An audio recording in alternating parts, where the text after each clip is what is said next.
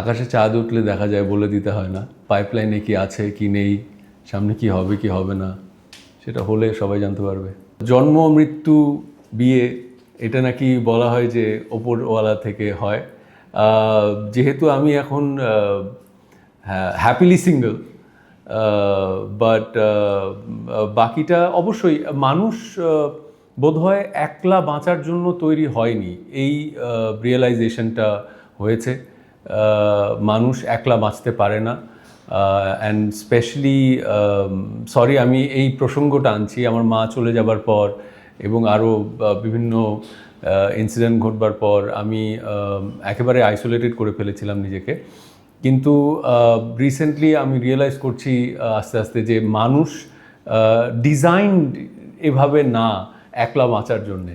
So অবশ্যই ওপরওয়ালা জানেন, যখন হবে তখন হবে। জীবনের অনেকটা সময় আসলে খুব প্ল্যান করে জীবনকে এগিয়ে নেওয়ার একটা চেষ্টা, সেটাকে ভুল বলবো না আমি। তখনকার এক একটা সময়ের এক একটা উপলব্ধি জীবনে।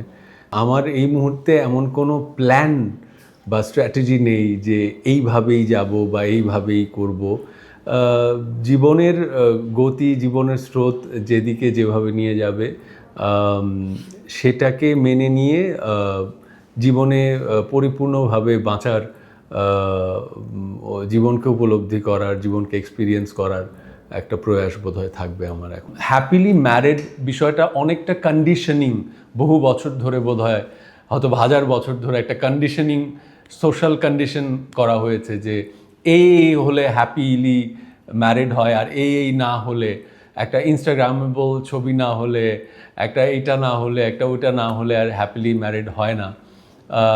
কিন্তু আসলে রিয়ালিটিতে অনেক ছোট ছোট ছোট ছোট জিনিস থাকে যেগুলো বোধহয় একটা ম্যারেজকে স্টেবল রাখে, সামনের দিকে এগিয়ে নিয়ে যায়।